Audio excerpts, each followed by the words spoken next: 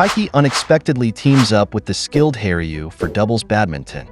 Under Haryu's mentorship, they prepare for the regional preliminaries. Meanwhile, everyone intensifies their training.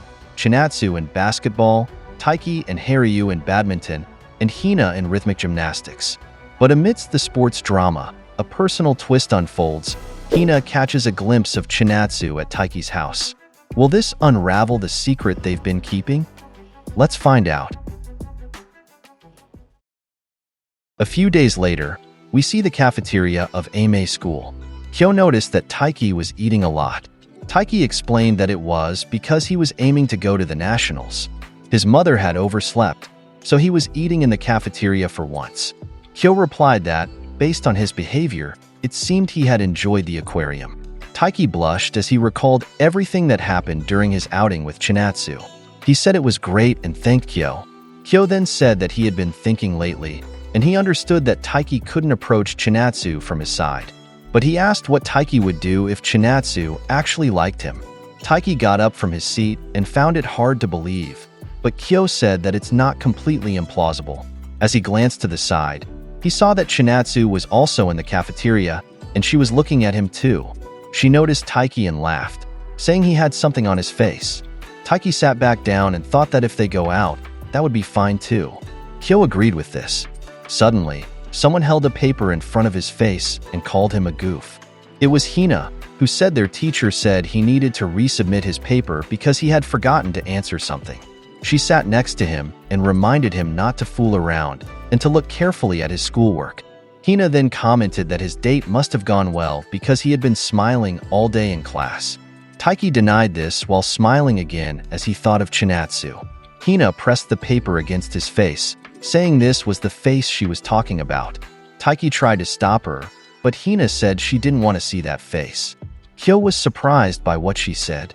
Meanwhile, Taiki was annoyed that his paper had gotten crumpled, but Hina replied that it wasn't her paper. Kyo advised that he shouldn't get carried away because there wasn't much time left before the Prefectural Qualifiers. Taiki said he knew that. The Prefectural Qualifiers were only for those who won in the regional preliminaries. So, he stood up with his tray and suggested they leave. He recognized that he needed to focus. He returned his utensils and thanked the staff for the food. Hina was curious about which schools had strong badminton teams. Kyo replied that Sejikawa High was actually the strongest. Sejikawa had won the nationals last year, and they weren't just the best in the prefecture, but one of the best in the entire country. Hina was surprised when he said that unless they beat Sejikawa, it would be impossible for them to reach the nationals. Hina cheered him up and told him to give it his all. While walking, Taiki asked if she was assuming they would lose. He then suddenly asked Hina if she didn't have an upcoming tournament. She replied, asking who he was worrying about. She confidently said, had he forgotten that she was the great Hina Kano? Their level of experience was no match for her. Easy peasy lemon squeezy. In fact, starting now. She didn't finish her sentence as someone arrived and called her. She was introduced to another woman, and Hina was introduced as being from the rhythmic gymnastics team. Perfect timing, they said. Miss Shibata from the Kichijutsu newspaper was introduced. She asked if she could interview Hina as a featured athlete for the nationals. Hina grinned as she looked at her friends and excused herself. Taiki remarked that Hina scored a 10 in smugness. Miss Shibata said she had watched Hina at last year's tournament. Taiki felt strange. He thought that when they look at Sejikawa in tournaments, they can't help but think of them as a force to be reckoned with, as expected from top players in the country. Taiki was sure that in tournaments, Hina was also a true attention grabber. Nevertheless, she was still just an ordinary girl. Kyo just said yeah to this and Taiki couldn't believe his dull straight responses. They stared at Hina while she was talking to someone and were impressed. They thought that indeed, she seemed like an ordinary girl. The scene shifts to a chiropractic clinic, where Hina is happily stretching, feeling all loosened up. The chiropractor reminds her not to forget to stretch. She thanked him, but she's surprised to see Chinatsu paying at the counter. The two greet each other, and Hina didn't expect Chinatsu to visit this clinic too. She thinks about telling Taiki. But Hina is shocked when she notices a sunlight aquarium keychain on Chinatsu's back. Chinatsu then asks if Hina also gets treatment there. Hina doesn't answer immediately and says it's just for upkeep. Seeing the keychain, Hina thinks her friend might have a chance with Chinatsu after all. Chinatsu suddenly mentions how scary it is to think about getting injured. Hina doesn't respond and becomes thoughtful. She then asks Chinatsu if she knows that Taiki broke his ankle in their second year of junior high. Chinatsu is surprised by this. While paying, Hina explains that during a school camping trip, they went hiking in the mountains. When she slipped, Taiki saved her, resulting in his ankle being sprained. Taiki couldn't practice for a whole week because of that. Hina says she really gave it to him, which confuses Chinatsu. Hina explains that for someone who got injured because of her and had his sports activities affected, she felt bad. But when she told Taiki this, he just said his reflexes were weak and was actually happy to learn what he needed to work on. She laughed and called him a hopeless badminton-loving dummy. Chinatsu is shocked by this. But Hina quickly adds that Taiki is an incredibly kind person who helps others even at his own expense. Hina then smiles, thinking she's raised Taiki's stock value in Chinatsu's eyes. Chinatsu then calls her Chono. But when Hina asks why, Chinatsu retracts and says never mind, falling silent. The staff then thanks them. As the two were leaving, they noticed it was raining. Hina was worried because she didn't bring an umbrella, and so Chinatsu offered hers to Hina. When asked how she would manage, Chinatsu said she also had a fold-up umbrella. She opened it and told her to take care, so Hina thanked her. Hina thought to herself how prepared Chinatsu was, even giving her the larger umbrella. She reflected on how sweet Chinatsu is, pretty and good at sports too. She jokingly wished Chinatsu had some messed up fetish to balance things out. The clinic staff came out and called for Chinatsu, surprised she had already left. When Hina asked what it was about, he said Chinatsu had forgotten her phone. Hina offered to bring it to her. She opened the umbrella, thinking that after all, Chinatsu had lent her an umbrella. It was the least she could do for her. Hina followed Chinatsu and noticed her turning left at a corner. She was pleased to catch up with her, but was shocked when she realized Chinatsu was entering the Onomata house. Taiki opened the door and welcomed Chinatsu inside. Once inside, Chinatsu asked Taiki if he was going out. He replied that he was planning to go to the convenience store, but had changed his mind. Chinatsu said that if he had told her, she could have stopped by on her way home. Hina, not expecting the two together, stopped in her tracks and sat down outside despite the rain. She couldn't understand what was happening. Hina wondered why Chinatsu was at Taiki's house.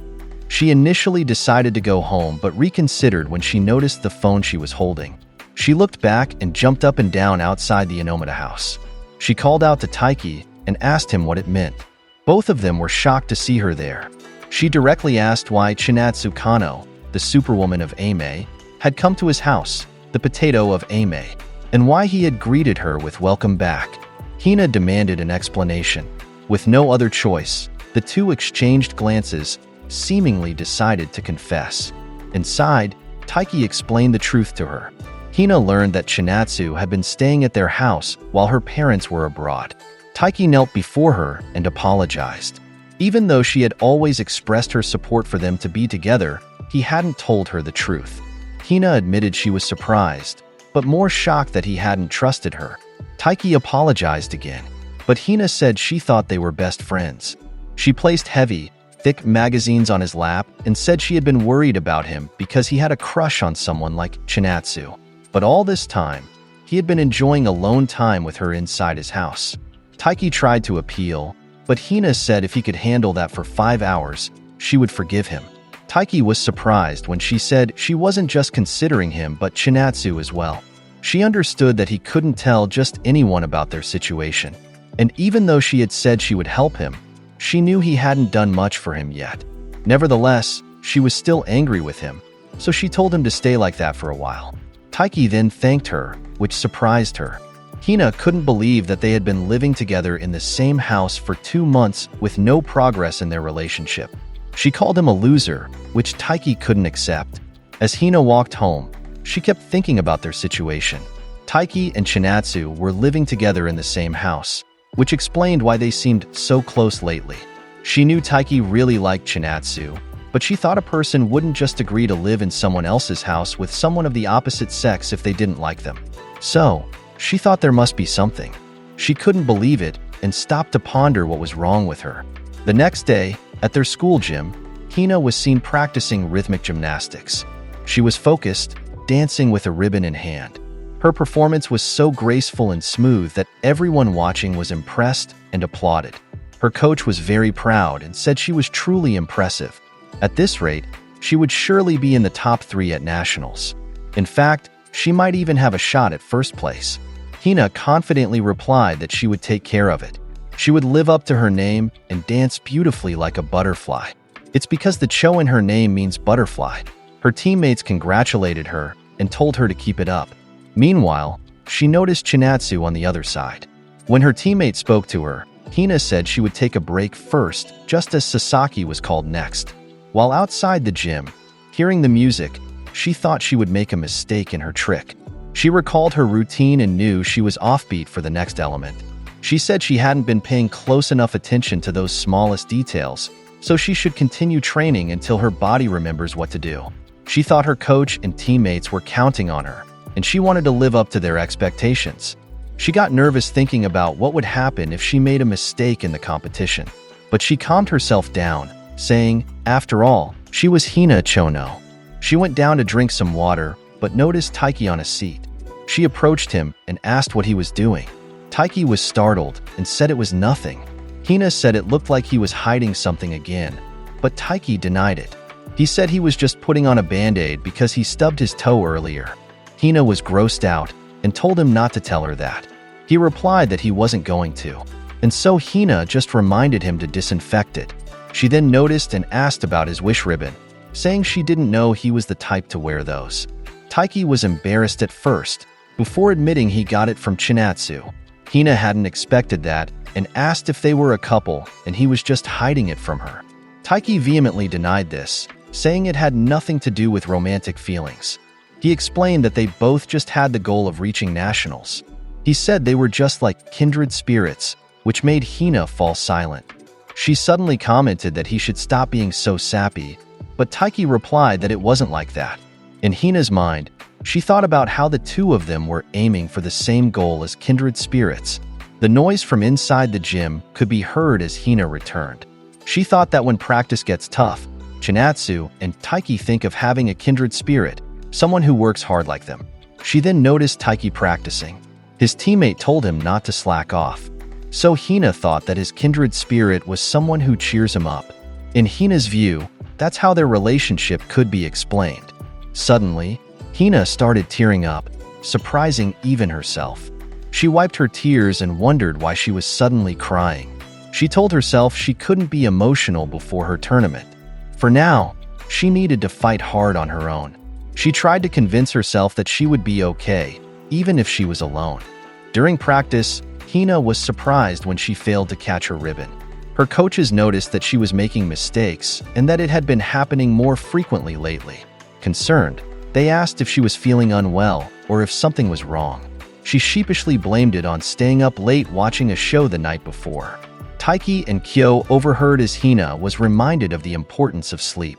They realized she wasn't herself, which was highly unusual. Taiki remarked that no matter how nervous she got, her performance was always flawless. Taiki waved when Hina noticed them, but she averted her gaze. Taiki was surprised by her response. Because of this, he knew his friend wasn't really okay. Usually, she would call him out when she caught him looking at her. Kyo also pondered this and suggested that maybe she was angry with him, which shocked Taiki. Hina tried to convince herself that this was okay and how things should be. If Taiki became too friendly with a girl like her, it might turn Chinatsu off. So it was better to maintain a safe distance as mere acquaintances. If they were living together in the same house, she thought she had no place to intervene. It would be even worse if she stood in their way. She suddenly became cheerful and called out to her teammates to water the flowers. One of them commented that she didn't need to shout like that. In her mind, Hina decided to put their friendship on hold for now. Meanwhile, Taiki recounted to Kyo what had happened, how he apologized and how she had stacked magazines on his lap. The next day, Hina was still distracted. Her teammates suggested she take a break, saying that even though the tournament was approaching, she was pushing herself too hard. Hina replied that failure is the backbone of success. She promised she was fine but said she would freshen up first. Her teammates just exchanged glances. While buying from a vending machine, Hina thought about how everyone was still worried about her despite what she said. She admitted to herself how pathetic she was, even though she was putting on an act of unshakable confidence. She knew she needed to pull herself together. As she walked, she noticed a picture on the side and laughed, calling it an ugly little bore. Just then, someone called out to her. It was their vice principal. He said he had just read a newspaper article where she was interviewed. He praised her, saying she was not only excellent in gymnastics, but also impressive in answering questions. And so Hina thanked him. When asked about the performance floor due to the upcoming big tournament, Hina just smiled and said there was no problem. The vice principal was delighted. He said Hina truly had a firm sense of self-discipline. That's what he expected from the daughter of the great Hirohiko Kano. After all, he was a member of the Japanese Olympic team. The vice principal asked if her father would visit their school someday. They wanted to see him and at least say hello. Hina replied that she would talk to him about it. The vice principal left, repeatedly saying quite a star. Hina felt burdened by people's expectations of her, including her father's success. She thought the things weighing her down were increasing. As she returned to the gym, she thought to herself that she wasn't that great. She was just a regular first-year high school student. In times like these, she wished she could talk to someone ridiculously straight-laced, who always only thought about moving forward. Hina then noticed Taiki telling someone you can do it. She was stunned and remembered what she had recently learned about him and Chinatsu, causing her chest to tighten. Because of this, she hurriedly ran out, saying she needed to figure things out on her own. During her gymnastics practice, her teammates were pleased because she had returned to her usual self and her performance was good. Hina was also happy that she didn't mess up that day, although she still felt somewhat uneasy. She put on earphones while walking and said to herself that first, she needed to get past the regional preliminaries. Inside, a player had forgotten something in his bag, so he hurriedly went out, while Hina was thinking she needed to work out her kinks in time for the national tournament. They didn't notice each other and collided. Hina couldn't believe it when it seemed her ankle was sprained. She fell on the floor due to the impact, so the boy profusely apologized to her. When asked if she was okay, Hina couldn't answer, but the truth was it hurt a lot. She was confused and worried if she had sprained it. Maybe she could just tape it up. While students were asking if she was okay, all she could think about was what she would do. She shouldn't be distracted by that pain since she's not doing well as it is. While holding her ankle, she again thought about what she could do. Suddenly, Taiki approached her and asked if she could stand. Hina was very surprised to see her friend in front of her, asking if it was her left ankle that hurt. He suggested they go to the nurse's office to be safe. He offered his shoulder for support, but Hina said she was fine on her own. She told the person who bumped into her that it was okay. Taiki couldn't believe it when she said that surely he wouldn't want Chinatsu to see them like this. Taiki replied, asking who cares about that right now. Taiki told Hina that for someone who always claims to be the great Hina and the center of the universe, she was wasting her energy on silly thoughts. Meanwhile, Kyo was also with them and said he would inform the teacher about what happened. Taiki insisted that Hina should prioritize herself. Hina couldn't respond to this. He helped her up, supporting her as she stood. In Hina's thoughts, she wanted it to stop because she didn't like it. She didn't want to notice those feelings. At the clinic, the nurse said there didn't seem to be any problem with Hina's foot. Hina couldn't believe what she heard. The nurse clarified that it looked like Hina had just banged it when she fell. It's bruised, but the pain would subside after a few minutes. There were also no signs of tendon damage. The nurse suggested that Hina might just be nervous with the tournament approaching. In the meantime, they would apply ice to the area. As the nurse handed over the ice, Taiki called Hina a drama queen. Hina retorted, asking what he expected. She said she was receiving pressure from all sides. Hina admitted that she had hardly been sleeping. And so Taiki then pretended to write down her symptoms and asked when this had started. The nurse in the background was puzzled by what was happening. Hina told Taiki that the counselor role didn't suit him. Taiki sat down and apologized, but she stuck with him. He added that he would listen to her while they waited for her ankle pain to subside. Hina was quiet for a moment before expressing her feelings. She questioned why the vice principal had to mention that she was the daughter of a great athlete. She admitted that she looked up to her father, but her efforts had nothing to do with him. She wished people would stop assuming that just because she was the daughter of an Olympian, she was naturally talented. Hina also vented her frustrations about her coach, which overwhelmed Taiki. He remarked that now her true feelings were coming out. Hina paused and admitted that at this rate, it seemed there was one person she couldn't beat. Taiki was very surprised, noting how rare it was for Hina to say she wouldn't win in gymnastics. Hina just smiled and said it was the first time she had thought about it like that. She added that the judge is completely enamored with her opponent. Taiki was confused by this. Hina explained that it wasn't about performance anymore, but because of who her opponent was, that's why she was getting points. Taiki got annoyed and called them bad judges. Even though Hina was irritated too, she said she understood why they found her opponent charming. No matter how good she was, she never let it go to her head, and she never stopped trying hard. It turned out Hina was referring to Chinatsu. Hina admitted that someone that tough was enough to make her want to run and hide, but Taiki confirmed if she wouldn't run. Meanwhile, he was wondering why the pen he was holding had no ink. Hina was surprised by his statement. Taiki clarified that Hina was a warrior through and through. She hated losing and her pride wouldn't allow it. But more than that, she was the type who wouldn't forgive herself if she ran away without fighting. That's the kind of person Hina was. Finally, Taiki's pen started working, while Hina couldn't help but be moved by Taiki's words. Hina said that now she was really pissed off. She stated that there were many times in life when it was better to just run away. She then pressed the ice she had used on her foot against Taiki's cheek, making him complain, and so he apologized for being ignorant about the ways of the world. Nevertheless, Hina admitted that Taiki was right. The nurse told them that if they were going to make a commotion, they should leave. Taiki stood up and said they should probably go back. He asked if Hina's foot felt better, so Hina stood up. She was pleased that it no longer hurt. As they walked in the hallway, Taiki said she couldn't use that as an excuse if she lost, since there wasn't actually a problem with her foot. Hina replied that it didn't matter anymore because she wouldn't lose. Hina stopped and called out to Taiki. She asked if he wasn't going to wish her good luck. Taiki looked at her and said good luck. Hina smiled and said it was as if she needed him to cheer her up. Taiki complained that she had forced him to say it. A few days later, Hina won the qualifiers. Her gymnastics coach and teammates congratulated her. They were proud of her for getting first place in the Prefectural Qualifiers. Hina was holding her trophy and visibly overjoyed by the result. Taiki looked at her and said it seemed like he was worried for nothing.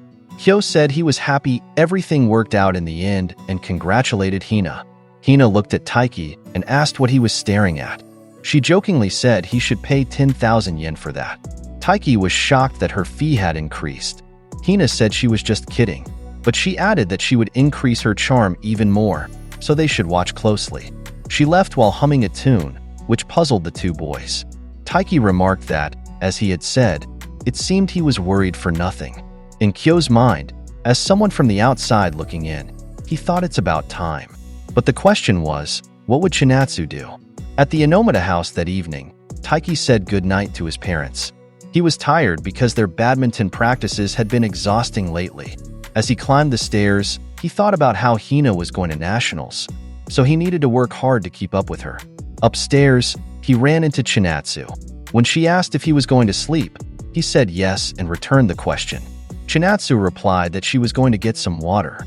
As Taiki was heading to his room, Chinatsu suddenly mentioned that she saw Kano at the chiropractor earlier. Taiki was curious if Hina had said anything, and Chinatsu replied that she just thanked her for lending her an umbrella the other day. This surprised Taiki. Chinatsu then praised Hina, saying that even though she was just a first year, she had already won at the big prefectural meet. Taiki responded that Hina didn't seem satisfied because she said her floor routine wasn't perfect. He said she was determined to improve further to perfect her dance for nationals. Taiki called Hina a rhythmic gymnastics-loving dummy, which Chinatsu hadn't expected. As Taiki walked into his room, he said he was going to sleep, and they exchanged good nights. However, Taiki felt like he had woken up when he saw Chinatsu and hoped he didn't sound weird just now. Chinatsu, meanwhile, started thinking about Hina. While sitting at the top of the stairs, she thought that Taiki and Hina made a good pair. She believed Hina might have feelings for Taiki. If that was the case, she felt she might be in the way since she was a housemate of the opposite sex. Chinatsu felt troubled and mentally apologized to Kano. Nevertheless, for the sake of her basketball, she needed to stay in that house until she graduated. The next day, Taiki asked his mother where his towel was, and she replied that she had already put it out for him. Upon closer inspection, Taiki found it, prompting his mother to tell him not to cause false alarms. And so Taiki apologized. As he was leaving, he noticed the calendar in their house. Chinatsu's Prefectural Qualifiers were on the 11th and 12th, while her second Prefectural Qualifiers were on the 18th and 19th, same dates as their team. The scene shifts to the Ame gym, where all student athletes are busy with their respective training. Taiki is intensely focused on his match against Haryu. However, he loses after missing a shot. Haryu comments that he was way too easy. Taiki asks for another match, but Haryu refuses. Even when Taiki begs, Haryu says he should just give it up because he'll get used to losing.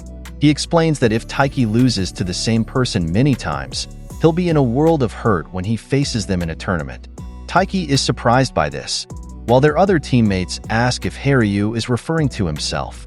They mention that Haryu always loses to Hyoto from Sujikawa.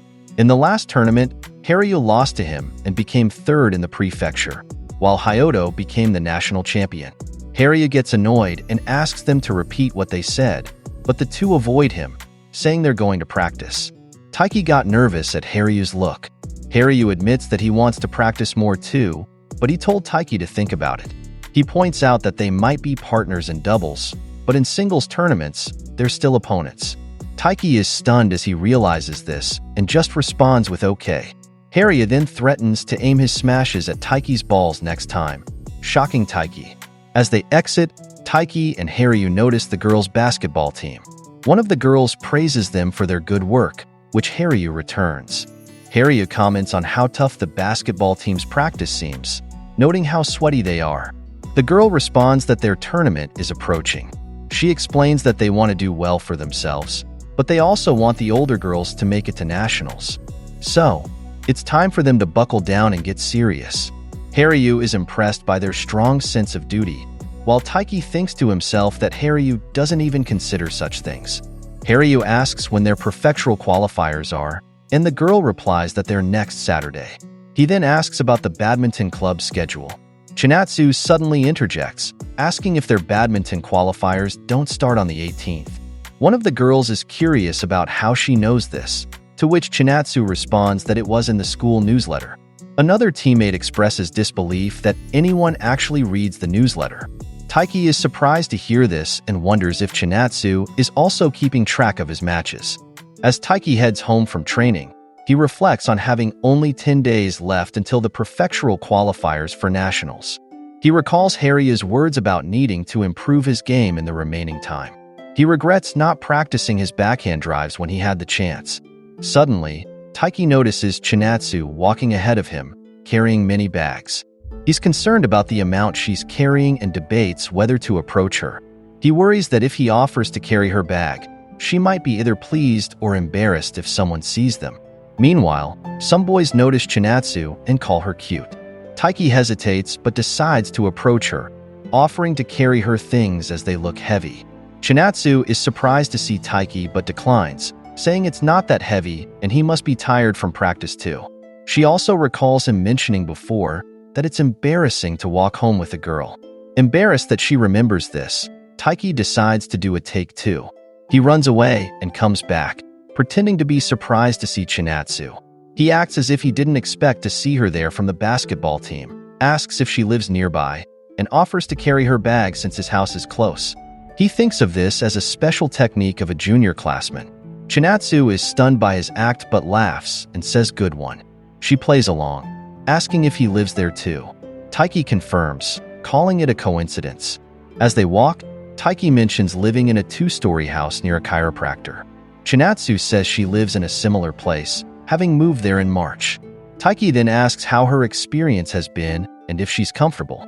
Chinatsu responds that she's very comfortable because everyone there is nice and caring, as well as friendly towards her. Taiki wonders if his family members can really be called nice. Chinatsu adds that she had a goal she was ready to give up, but thanks to them, she can still work towards it. She expresses how happy she is living in that house.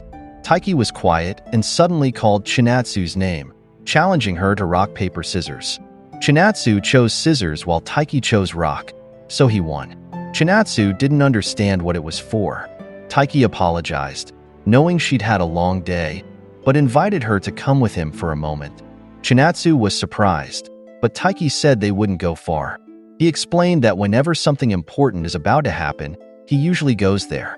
He pointed out the way, and it turned out to be a shrine. He invited Chinatsu to pray there for victory. Chinatsu then said she didn't realize there was a shrine in that location. Taiki mentioned that they could catch stag beetles there in summer, which creeped Chinatsu out. Taiki went ahead, thinking about Chinatsu's dream of making it to nationals. They bowed twice and clapped. Taiki thought about how Chinatsu had moved houses just for her dream. He had no ulterior motive, but his prayer was for her since they were in the same boat.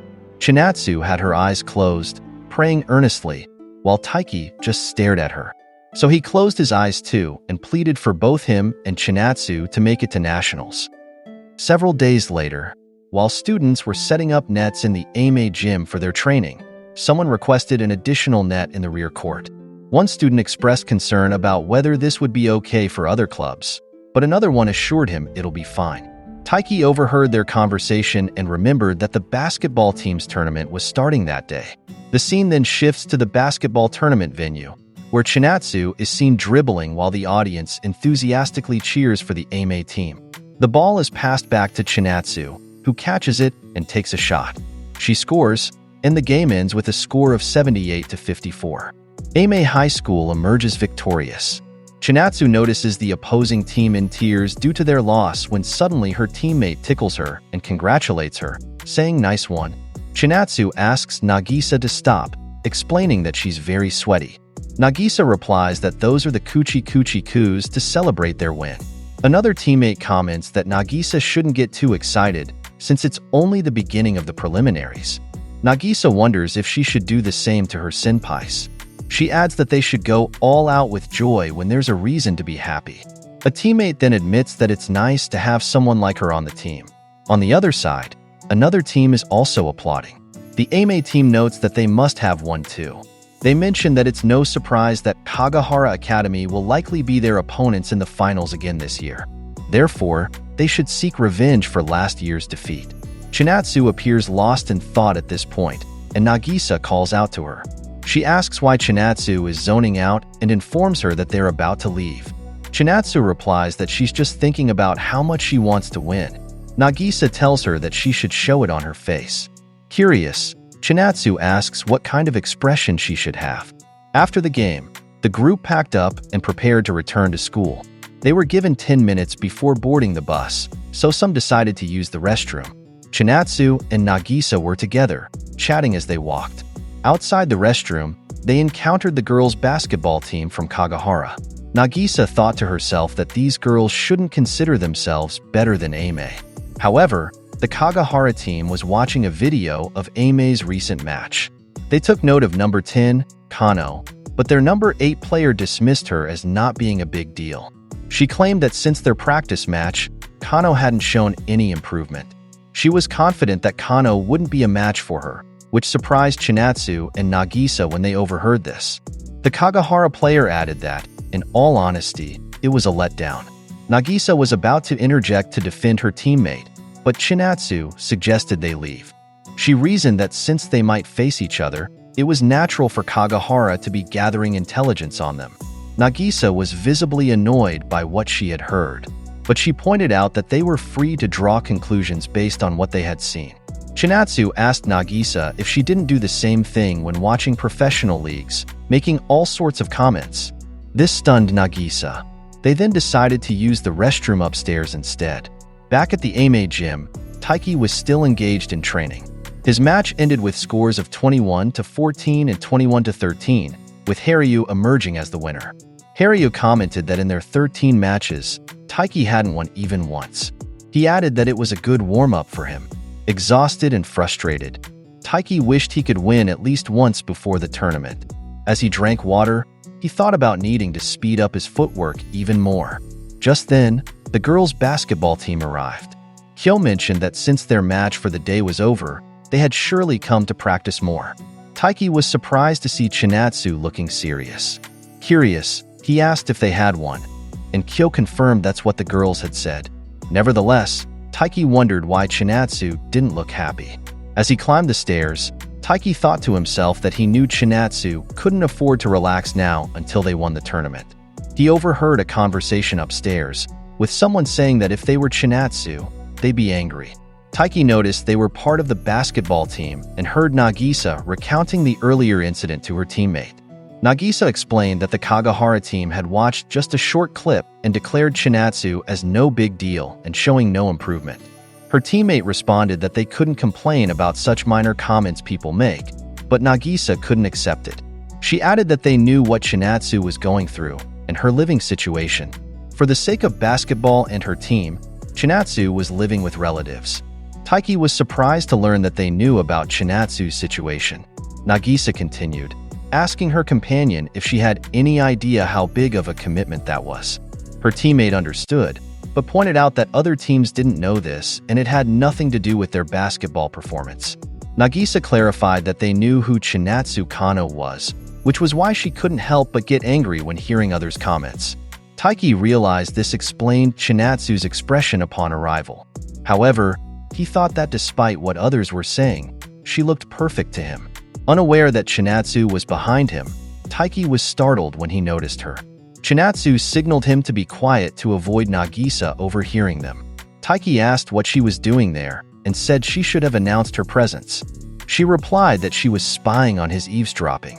Taiki then found her expression cute, while Chinatsu commented that Nagisa was a good teammate. Taiki agreed, admitting it was enviable. As they walked downstairs, Chinatsu laughed, noting that Nagisa wasn't the one being criticized. Taiki suddenly told her not to let it bother her.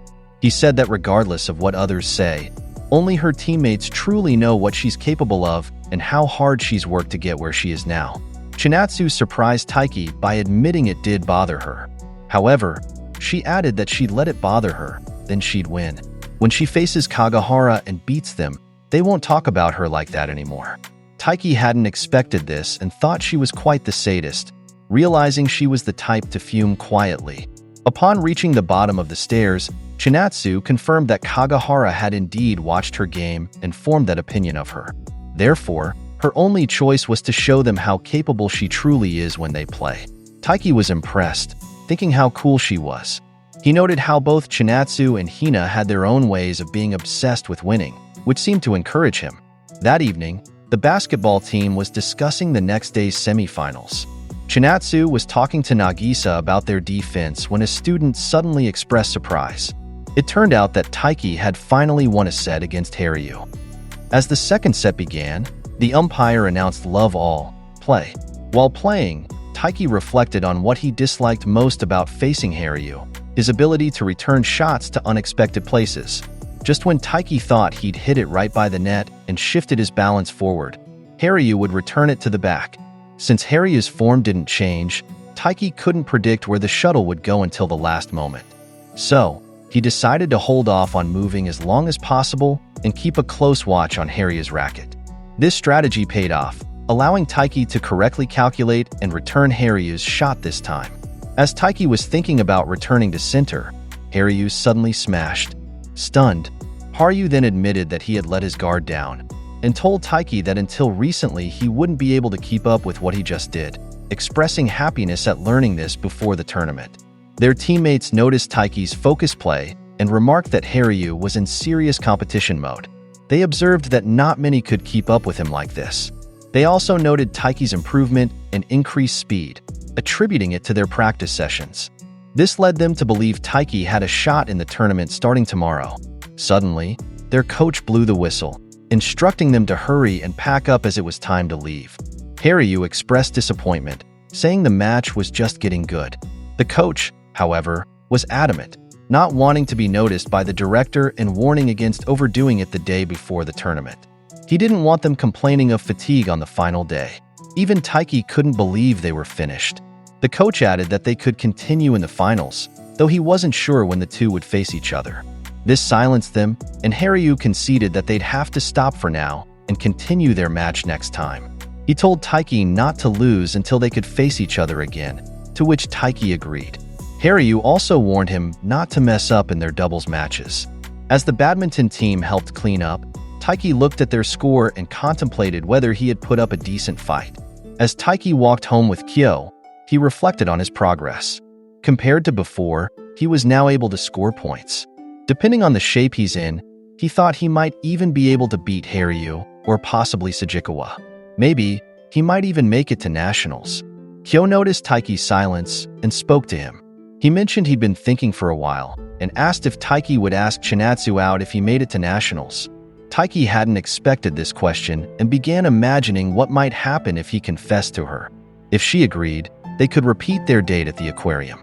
His imagination ran wild, picturing various scenes with Chinatsu, even up to their marriage. Taiki blushed at these thoughts, prompting Kyo to clarify that he wasn't referring to such significant events. Kyo mentioned he had noticed Taiki wanted to express his feelings to Chinatsu, but Taiki denied this. He admitted he wanted to ask Chinatsu out, but worried about the worst-case scenario of being turned down. He was concerned it would make it more difficult for Chinatsu to continue living at his house. Taiki acknowledged the common saying that it's better to regret doing something than to regret not doing it. However, he didn't want to do anything that would ignore her needs while pushing his feelings onto her. Kyo was surprised by this response and commented that Taiki had grown. As they passed by a convenience store, someone called out to both of them. Taiki asked what was going on, and Nishida explained that Mr. Yamamoto had promised to treat them to anything before the tournament, up to 500 yen per person. However, he clarified that this was only meant for them. Taiki and Kyo joined in and were then included in the treat. Inside the store, they commented that Mr. Yamamoto was a good teacher, as Mr. Yuasa had never treated them to anything. Taiki and his friend browsed the store, wondering what to buy. Taiki then noticed a resort magazine and mentioned that he would like to go to the beach with Chinatsu. Kyo asked if this meant he wanted to see her in a swimsuit, causing Taiki to blush, and insisted had nothing to do with their earlier conversation. Taiki explained that first, he wanted to go to other places with just the two of them, like an amusement park or back to the aquarium. Next time, he said, he would ask her himself. He felt that if he made it to nationals, Chinatsu would agree. As they exited the store, they saw Hina and Chinatsu there as well. Kyo went back inside, saying he'd forgotten to buy something, but Taiki pulled him along. When asked what he had bought, Taiki replied that he got fried chicken. Hina suddenly stopped and snatched some of Taiki's food. She commented that his food was good, which annoyed Taiki. He protested that the chicken was his, but Hina retorted that the teacher had paid for it. Taiki asked if she wasn't supposed to be watching her calorie intake, to which she replied that it was protein. Others noticed how close the two were, with the teacher commenting that their youth was dazzling. Chinatsu quietly observed their playful interaction. Taiki repeatedly mentioned it was fried chicken, so Hina eventually stopped teasing him. As she left, she said she'd bring him some as a gift on the last day, so he better win. The others couldn't believe that the great Hina would make one of her special lunches for him. Chinatsu and Taiki's eyes met, but Taiki quickly looked away, thinking that after their recent conversation, he found it hard to look her in the eye. Meanwhile, Kyo and Haryu chatted on the side, while Nishida pestered the teacher to give them more, while Nagisa asked what about them. She asked Chinatsu if she's not going to have him treat her to anything, but the teacher said he's all out of cash. The teacher tried to escape, but Nishida and Nagisa chased after him, with Nagisa warning not to underestimate athletes like them. Amidst the chaos, Chinatsu asked Taiki if she could have some of his fried chicken. Surprised, Taiki handed it over. He thought about how much Chinatsu liked to eat as she thanked him. As she ate, Taiki found her cute. He mentioned he didn't know she was hungry, and she replied that when she saw Kano Hina, she got jealous. This shocked Taiki, and his heart raced as he watched Chinatsu chew. She smiled, thanked him for the snack, and said she now felt ready to give her all in the game. Stunned, Taiki watched as Chinatsu left when called by her teammate. Taiki was left pondering what Chinatsu meant by being jealous. He wondered if she was referring to the fried chicken, or if there was another meaning behind her words. The next morning, Chinatsu's alarm went off at 6:30 a.m. She got up but lay down again, seemingly deep in thought. After a few minutes, she went downstairs and greeted Taiki's mother with a good morning. She noticed a loud sound, which turned out to be radio calisthenics. Spotting Taiki stretching outside, she called him a little health nut. While exercising, Taiki greeted her and explained he felt restless. He had expected to be nervous and stiff, but now that the big day had arrived, he was actually very excited. Surprised, Chinatsu decided to join him. As Chinatsu stretched, Taiki couldn't help but think how cute she looked. They continued exercising, and Chinatsu asked if they are playing doubles today. Taiki confirmed this, adding that singles are tomorrow. Curious, she inquired about how many qualify for nationals. Taiki explained it was one team for doubles and 2 players for singles. Chinatsu remarked on the narrow prospects, but Taiki pointed out she's one to talk. Chinatsu mentioned that basketball is a team sport, not just about individual effort, but Taiki had heard that Kagahara would be tough opponents. Chinatsu agreed, saying they'd face them in the finals, so they needed to win. When asked if their finals were tomorrow, Chinatsu confirmed, noting how close tomorrow felt. Taiki, staring at Chinatsu, seemed to want to say something. While still stretching, he asked if he could ask her something after tomorrow's tournament. In his mind, he wanted to know what she meant by saying she was jealous. Chinatsu was surprised he couldn't ask now but agreed, on the condition that she could ask him something now. Her question was whether there was a particular cheer for the badminton team. Taiki replied score, which made Chinatsu think. She then smiled and said, Taiki, score.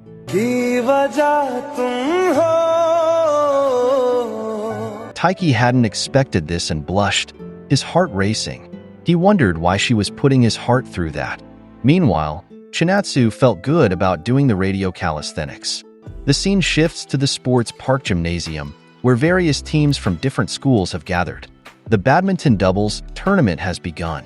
Due to the crowd, Taiki feels hot and fans himself, surprised at the heat for mid-June. Even Haria comments that they can't just open windows. Taiki observes the surroundings, appreciating the tournament atmosphere. Meanwhile, Haryu seriously examines the doubles participant list before standing up to visit somewhere. When Taiki asks where, Haryu invites him along. They head to the bleachers, where Haryu looks for a good spot. Taiki is surprised that Haryu wants to watch a match and wonders who they're observing. Match number 21 is called, featuring Sujikawa High School students, Yodo and Tadayama. People couldn't help but notice their different aura. Taiki realizes Yodo might be Haryu's unbeatable opponent. Yodo notices Haryu in the bleachers and addresses him. He's surprised to see Haryu watching and asks if he came there to lose. Haryu retorts, telling Yodo that he's going to take back the trophy that Yodo stole from him. Yodo responds that he doesn't know what Haryu is talking about, as he already returned the trophy to management. That prompted Haryu to say that it seems his rebuttal went over Yodo's head. When Tadayama called him, Yodo tells Haryu to put some thought to his strategy if he's there to watch. Taiki and Haryu observe Yodo intently, with Taiki noting Yodo's impressive confidence. Haryu then comments, saying, he really is incredible. He admits to his own limitations, explaining that he's only good at one aspect of the game. To illustrate his point, Haryu uses a baseball analogy, comparing his skill to being able to throw a curveball well. But Yodo is the type who can hit both curveballs and fastballs. If they had character stats like in a video game, then when it comes to technique, sense, physicality, and speed, the one with well-balanced and maxed-out stats he said would be that guy, Yodo. Yodo has entered serious mode for the match, causing Taiki to stare at him intently. As the match begins, spectators are impressed by Yodo's high-level play, noting that such moves could destroy anyone's confidence. Some express relief at not being in Yodo's block. They said that their opponents have no luck. Normally, they would be able to progress far, but they're worried if those opponents will even be able to score a point in this game. The student added that he might become a future Olympian, so they'll remember this match for the rest of their lives. Haryu noticed that Taiki was focused on the match. Taiki couldn't believe that Yodo planned to hit it from his position, saying if that's him, he'd go to the other side. Taiki was disappointed that he popped it up. He was curious about what would happen if they had hit that cross shot. Haryu was pleased when he noticed this, and suddenly said that talk is cheap. He should let his plays do the real talking. So, Haryu stood up and said that Yodo was as strong as he expected. He invited Taiki to warm up, and Taiki said okay. Haryu then said he'd call Nishida to record them, but Taiki mentioned Nishida was so bummed because of his loss. The speaker in the gymnasium announced the next match number. As Taiki left the restroom, he noticed a man sleeping on the chairs. He saw that the man's wallet had fallen, so he thought to inform him. If he was asleep, someone else might take it. So he woke him up and told him his wallet had fallen from his pocket. The man picked it up and said that was kind of him. Taiki felt embarrassed, and when Haryu called him, he left, exchanging bows with the man. As Taiki walked away, the man followed him with his gaze and thought how nice he was. Just then, the man's teammate arrived and called him Yusa. He was surprised that Yusa was sleeping there again. The coach was calling for him, so Yusa replied that he'd follow soon. He thought to himself that nice guys aren't cut out for badminton. As Yusa was playing with the strings while seated, he was called by his teammate, who told him they would be cheering for Yodo's match. The teammate stopped him from fiddling with the racket strings and told him not to act all put out, as he would learn something from watching the upperclassmen play. Moreover, it was a match against Haryu from Ame, so it should be exciting. And so they went to watch, and the one who invited Yusa asked about the match so far. It was only the first game, but the score was already 16-9. Based on what was happening, it seemed like they would win easily.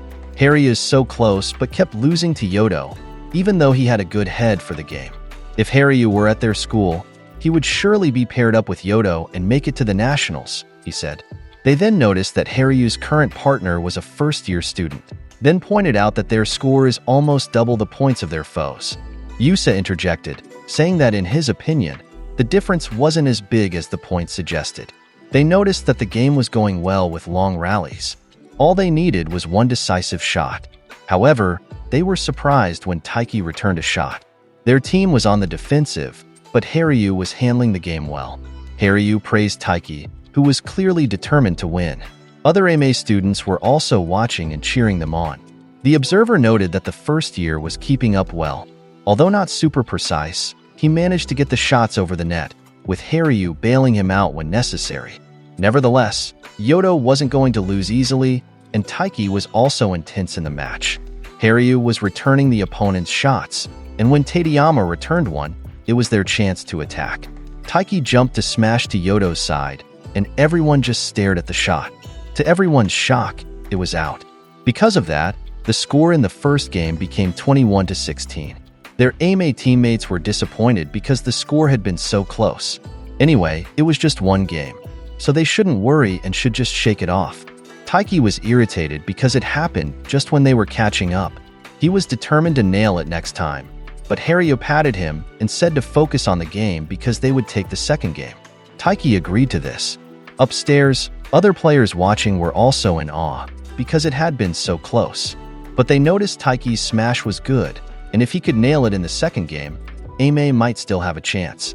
Meanwhile, Yusa was quietly observing the match.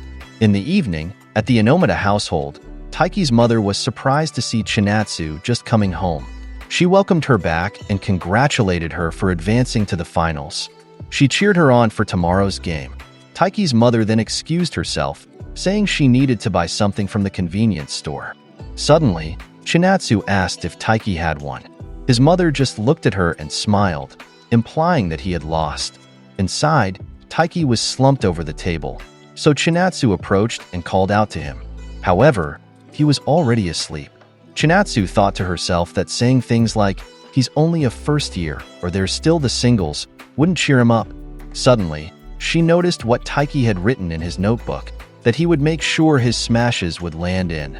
Chinatsu was pleased, thinking that it was right because Taiki wasn't a pessimist. After a few hours, Taiki woke up when his mother called him. She said that if he slept there, he would surely feel it tomorrow. He just replied okay, and wondered if he had dreamed about Chinatsu. He then saw that Chinatsu had also written in his notebook, stating that she will definitely make her shots. Taiki was happy about this and thought that even just Chinatsu's handwriting was invigorating.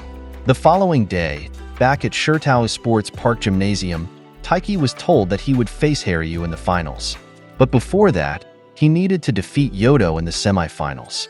Haryu said that even if they lost in doubles, it would be okay. Taiki smiled and said that all he needed to do was go there and give everything he had to win.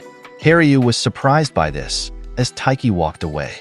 In Haryu's mind, after losing in doubles and facing Yodo again, he thought Taiki would be more discouraged. But that was just how Taiki was. As he walked, Taiki thought that he wanted to win. Even if his opponent was the top in the entire country, he would give his all until the end.